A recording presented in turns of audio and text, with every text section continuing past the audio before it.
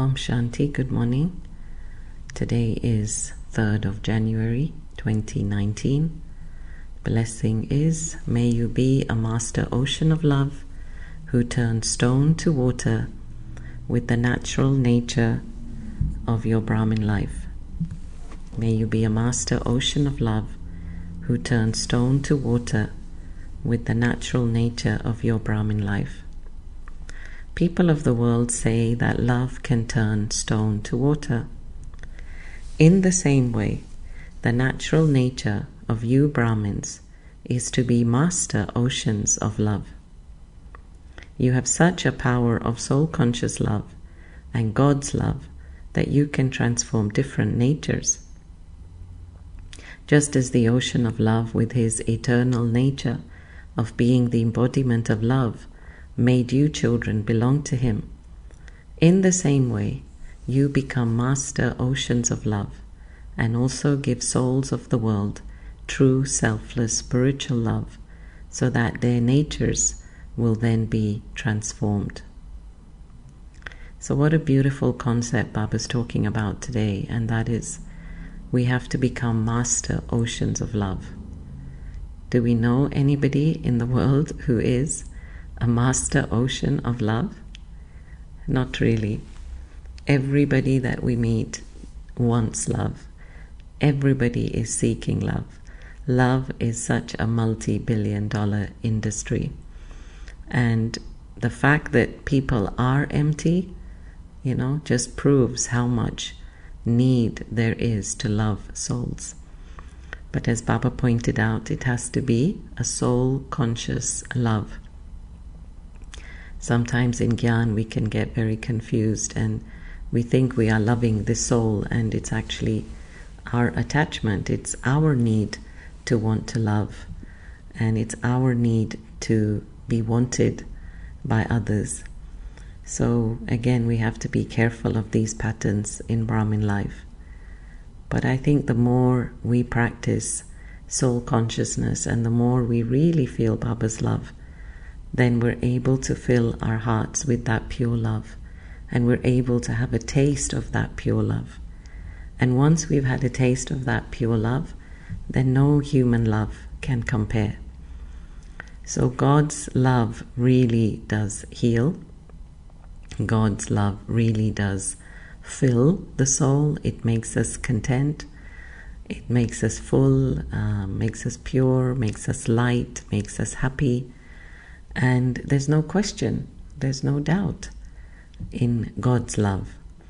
Whereas with human love, today it's there and tomorrow it may not be, or it's bartered or bargained, or there's a contract. I love you so long as you will love me. So I'm sure all of us have had our fair share of human love and that experience. And so Baba's saying today, just turn your mind towards me and just experience the ocean of love and experience his eternal nature of being the embodiment of love. And who can teach us best? Baba is the best example of being the ocean of love. And so why not to learn from, Baba as the example? Actually, when we are really full, when we really feel a sense of fullness, that's when we're actually able to give to others. But if there's any kind of emptiness or any kind of desire, then it's very difficult to give. And even when we give, it will not be, experienced by the opposite party. I'm thinking, for example, when, say, one is giving the course. If you're giving the course to somebody and you feel you want something from that person, then they will be picking that vibe that this person seems to want something from me. And so that will stop them from actually taking in the information that you are sharing with them. So say, for example, you're unemployed and you've been unemployed for 6 months, and suddenly some VIP comes along and you're the one that has to give them the course. Now, if you start thinking, oh, I wish this VIP will, find me a job, then that's exactly the vibe that you are conveying. That I'm giving you this, but I really want something back from you. And so anytime we're giving something with the intent of wanting something, it's not honesty. It's not pure. You're not giving it selflessly. And so this is also why, many times we think we are giving, and why is it that nothing's coming back to us? So I think we have to be careful of, from what place we are giving. So Baba is saying today, give, master oceans of love who turn stone to water with our natural nature. So let's think about that for a moment. What is our natural nature as a Brahmin? So again, this implies that Brahmin life, yogi life, should not feel like a stress or a struggle or something that we have to force upon ourselves. It should actually feel quite natural. Actually, yogi life means a simple life. Yogi life means a contented life.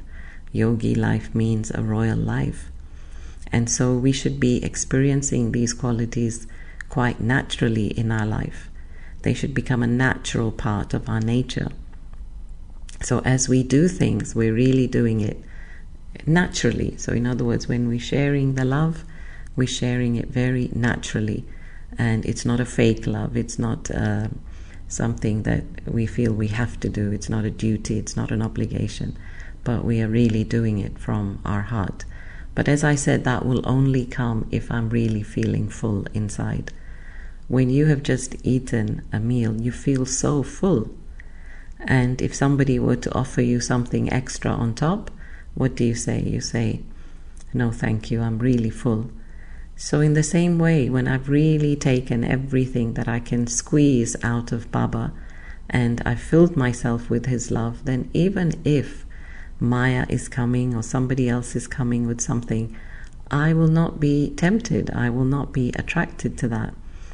So I think this is the important part here, is firstly to fill myself up with Baba's love, and then in turn, as Baba has said many times, that only when you have experienced can you then share it with others.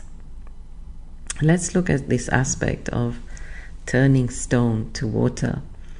So, of course, not literally, but what actually happens is, when you have a rough stone, but with time, as the water runs over that stone, what happens to that stone?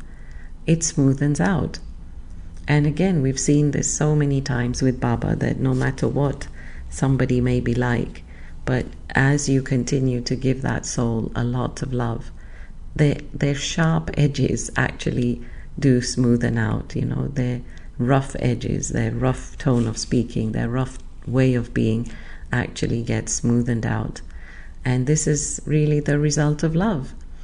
I don't think we can ever go wrong when we share love. Sometimes people think that if you give too much love, people will take advantage of you.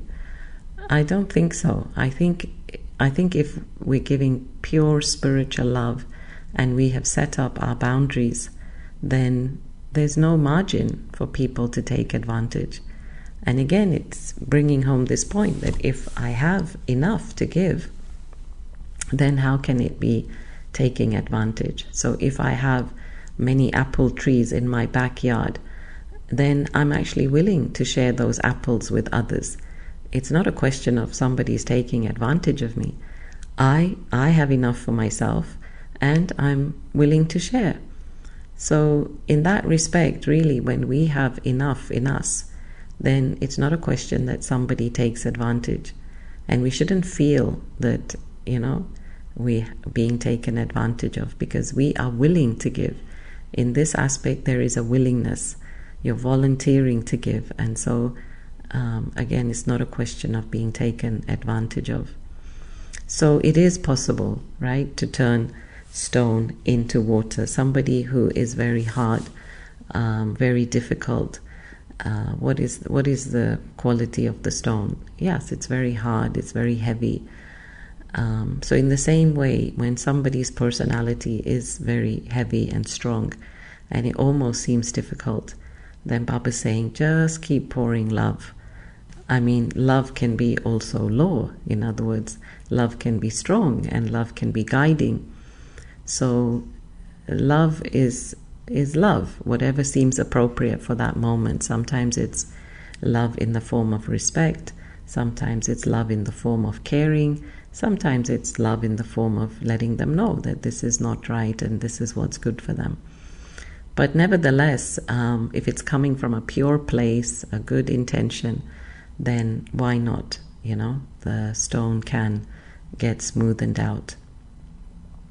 And I think it's so interesting that Baba gives us this title, because it's a title actually for Baba, but as usual, he wants to elevate us and he wants to give us that respect. And so then he says he's making us children into master oceans of love. So just imagine, I mean, we've all seen how vast an ocean is. Do we have a heart that is as big and vast as that ocean? Think about it. Is our heart as big enough to really embrace everything and everyone and to merge it in that ocean?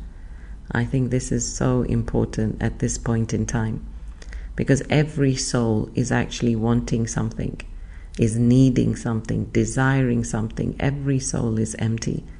And so Baba is saying, when you become master oceans of love and you give, to the souls of the world true selfless spiritual love, then their nature will be transformed. And isn't this the case with Baba's work? Everybody who comes to Baba's house is actually being transformed. Anybody who comes and they just sit even in Baba's house for 15 minutes, they take something with themselves. That's it. They feel, wow, there's a vibration here. So it's so true that if we just keep doing what we're good at, which is giving love, which is really giving from the heart, from our natural nature, then why is it that souls will not be transformed? So I don't think we should give up giving, actually. In fact, what is it that Mama and Baba did? Even Dadi Janki speaks of living with Kumaris who had difficult natures. And what did Baba say? Baba said, just continue to give love. In fact, there's one story where Dadi was living with a very difficult person, a Kumari, and her demands were a lot. And actually, couple of stories here. So there was one sister who had a lot of anger, and so Dadi spoke to Baba about her. And what did Baba say? Baba said, get her to conduct Amrit Vela every morning. So you see, Baba's way of teaching was with so much love. He didn't reprimand her and say, oh, you've got a lot of anger. But instead, what did he say? He said, let her conduct Amrit Vela. So when you have to conduct Amrit Vela, of course you have to make sure your stage is good. And as you have that Amrit Vela, you get up, so you have to conduct, so you have the Amrit Vela, and then you're able to also get the blessings from others as well. And there's another story of Dadi Janki where there was a sister who wanted all the best things. She felt that her parents had given a very good, dowry, had given a lot of wealth to Baba, to the Yagya, and so she felt that I need to be, given the best. So she would want the best sari, the best bed, the best quilt, and her demands didn't stop. So then Dadi asked Brahma Baba, Baba, what should we do? What should I do with her? She continually, demands things. And so what did Baba say? Baba said, okay, give it to her. Baba said, if she wants her golden age here, okay, give it to her. And this is what Baba said, 1 or 2 days ago, that if you take here, then you will have less there. So, see, Baba knows. Baba understands the law, and Baba understands karma. And so in that sense, there is actually no need to get annoyed. There's no need to get angry, because each one is going to be sorted out with karma. So all we can do is continue to teach with love and continue to give love. And in this way, what happens is souls do become transformed, and that's the point here. That when we really, teach out of love, I think the important thing here when Baba says love is really our vibration. If our intention is really, to serve the other soul and to really give from the heart, it's really with best wishes, then every soul will actually, understand and take the advice. But if our giving of love is, again, questionable, if we, have bad intention or a different intention, then again the soul will not pick that up. So this is why Baba's saying, really fill yourself with so much that you're able to give to others. There's a story of the sun and the wind, which I'd like to end with, and that is that the wind challenged the sun, and the wind said, I'm greater than you, and I'm more powerful than you. And sun said, really? And wind said, yeah. So sun said, okay, so let's see who's more powerful. So wind said, yeah, let's see. So wind said, you see that man down there who's wearing his coat? Okay, who is going to be the first one to take off his coat? So sun said, okay. So the wind blew and blew and blew and blew, and of course the more he blew, the more the man held on to his coat. And eventually the wind got tired of blowing, and the man held on to his coat ever so tightly. And then the sun, what did the sun do? The sun just shone and shone and shone, didn't have to make extra effort, just continued to shine, and the man felt so hot that he eventually took off his coat. So the moral of the story, that we just continue to shine, we just continue to give, and everything in nature is so free. So let us just freely continue to give, and how can it not work? How can it not reap results? So all the best, and become master oceans of love. Om Shanti.